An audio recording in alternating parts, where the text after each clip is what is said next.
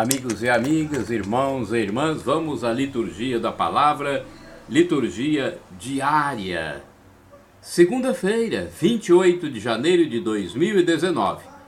É a palavra de Deus que é veiculada nas celebrações da Igreja Católica no mundo inteiro. Segunda-feira, 28 de janeiro de 2019, é festa de Santo Tomás de Aquino, presbítero e doutor da Igreja. A cor dos paramentos litúrgicos é branca.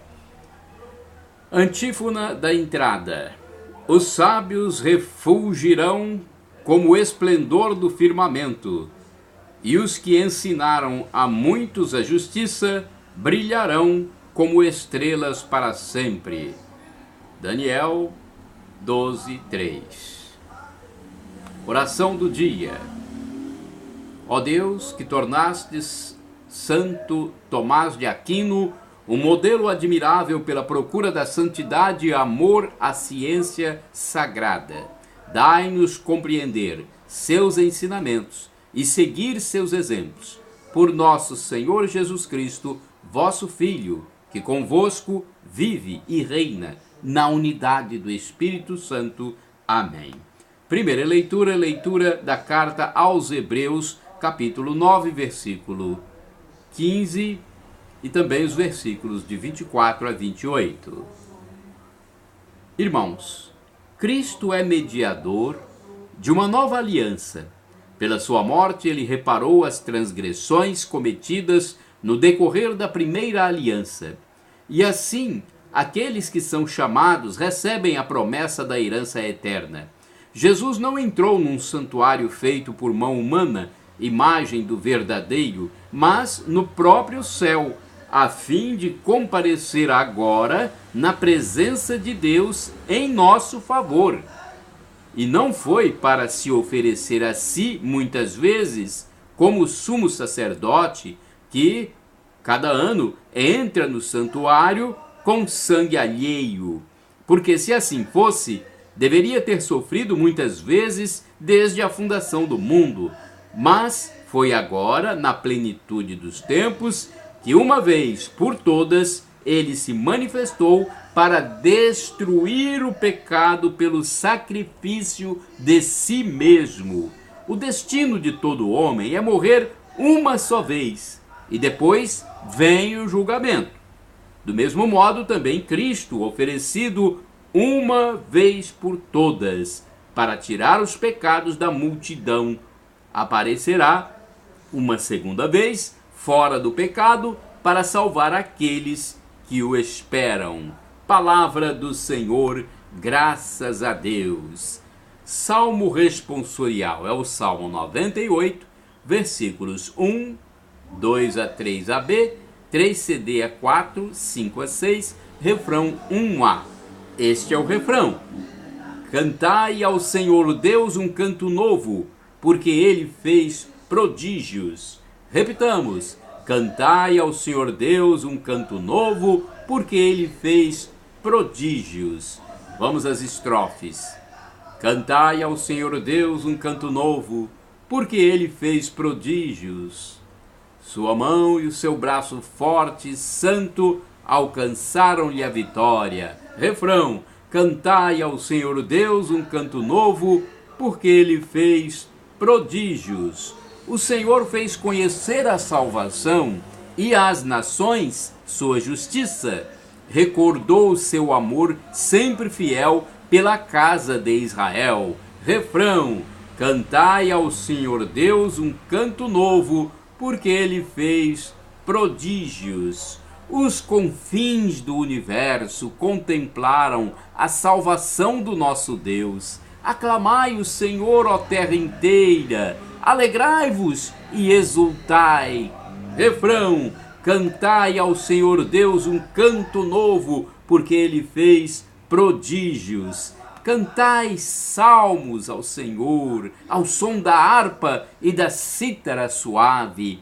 Aclamai com os clarins e as trombetas ao Senhor, o nosso Rei. Refrão: cantai ao Senhor Deus um canto novo, porque ele fez prodígios. aclamação ao Santo Evangelho.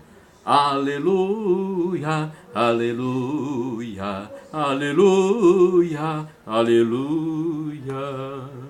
Jesus Cristo Salvador destruiu o mal e a morte, fez brilhar pelo Evangelho a luz e a vida imperecíveis. Aleluia, aleluia, aleluia, aleluia.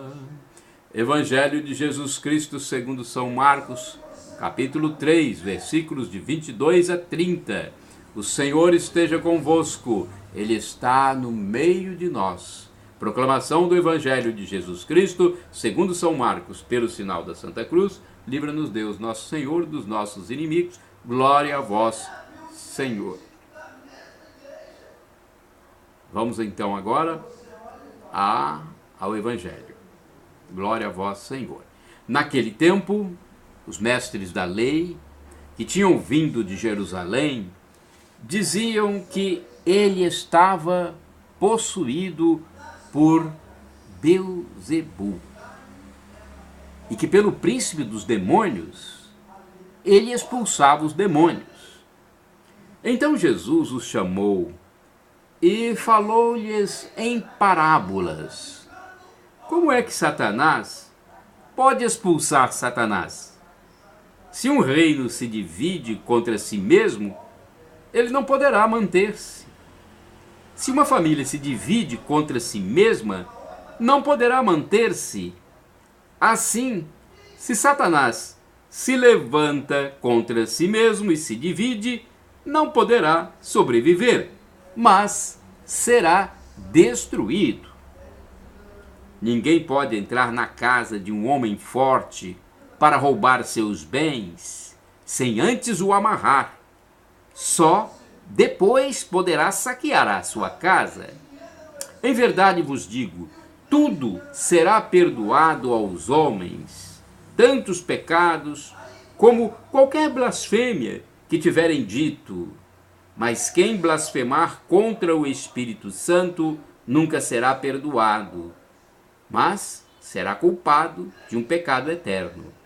Jesus falou isso porque diziam: ele está possuído por um espírito mau. Palavra da salvação, glória a vós, Senhor. Olha, esse é um texto polêmico para muita gente. Por isso nós vamos ter aqui a leitura, a liturgia comentada. É um texto de Antônio Carlos Santini, da Comunidade Católica Nova Aliança, cujo e-mail é santini@novaalianca.com.br. Peço licença ao Santini para ler o seu comentário, a sua reflexão. Nunca será perdoado. Marcos 3, 22 a 30. Nos últimos tempos, no cotejo entre a justiça divina e sua misericórdia, esta última tem recebido a máxima atenção.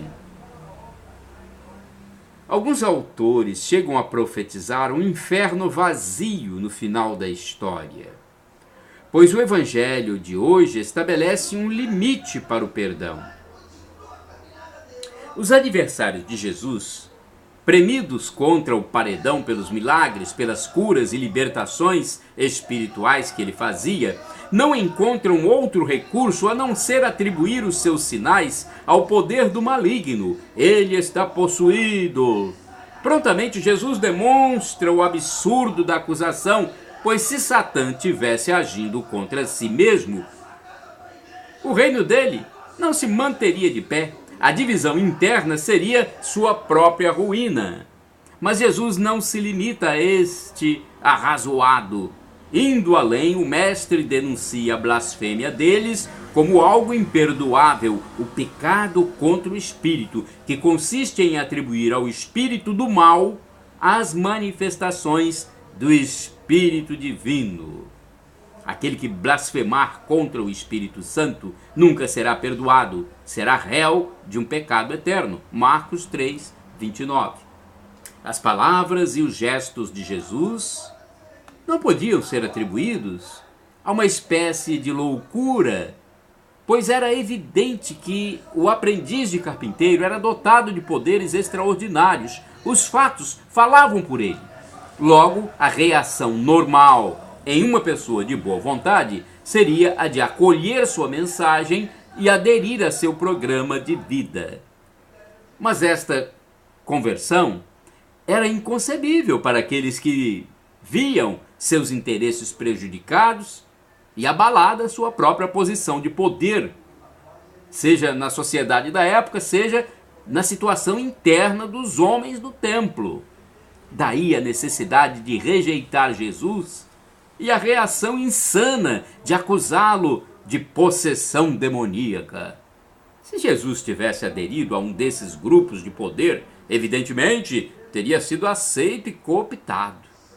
O teólogo Hans Urs von Balthasar realça o caráter imperdoável daquele que se opõe abertamente a Deus, cujo espírito atuante é visível na obra de edificação de Jesus para todo homem que quer ver. Assim, o pecado contra o Espírito Santo é uma livre, consciente recusa da graça de Deus oferecida a todo homem que vem a este mundo. Esta recusa frontal à obra de Deus significa o inferno. E temos também uma reflexão do livro Palavra e Vida, 2013, da editora Ave Maria. Olha aqui a reflexão. Existem algumas palavras de Jesus no Evangelho de hoje que deveríamos sempre lembrar. Satanás não pode subsistir, está perdido. Por aí teríamos de começar cada dia a lembrarmos que o triunfo está do lado de Deus, do lado da vida. As forças da morte e do mal não têm nada a fazer. A vida do Cristo se fundamenta na esperança certa de que Satanás está perdido. Por isso, o maior pecado é o da desesperança, o daquele que não acredita na força do Espírito de Deus para vencer o mal.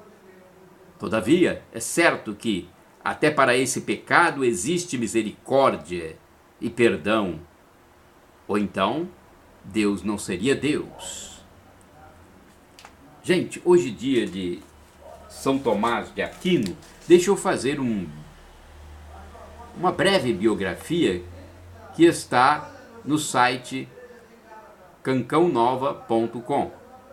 Eu falo cancão porque não tem cedilha na internet, no endereço. Então é o da Canção Nova, né? Santo Tomás de Aquino, professor e consultor da Ordem. A vida de Santo Tomás de Aquino foi tomada por uma forte espiritualidade eucarística.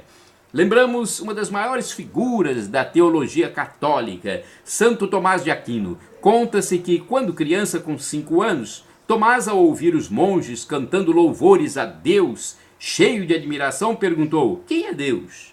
A vida de santidade de Santo Tomás foi caracterizada pelo esforço em responder inspiradamente para si, para os gentios e a todos sobre os mistérios de Deus. Nasceu em 1225 numa nobre família, a qual lhe proporcionou ótima formação. Porém, visando a honra e a riqueza do inteligente jovem e não a ordem dominicana, que pobre e mendicante atraía o coração de Aquino.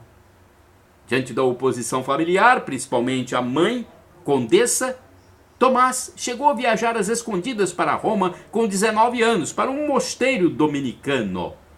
No entanto, ao ser enviado a Paris, na França, foi preso pelos irmãos servidores do Império. Levado ao lar paterno, ficou, ordenado pela mãe, um tempo detido.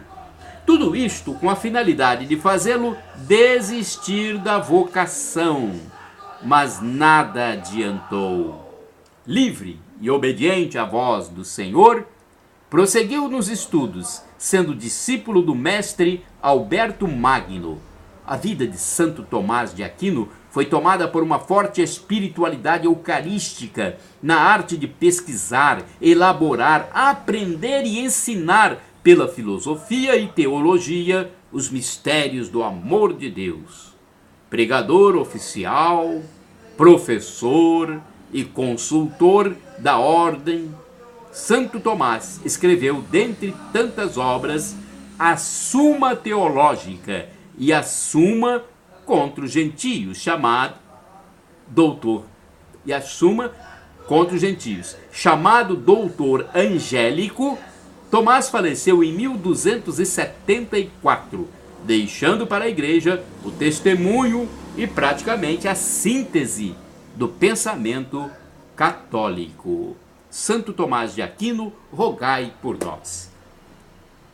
Para você que acessa o blog repórterpaulomaciel.blogspot.com, facebook.com/Paulo Maciel da Rádio, canal no YouTube, Paulo Roberto Maciel, Shalom, a paz de Cristo.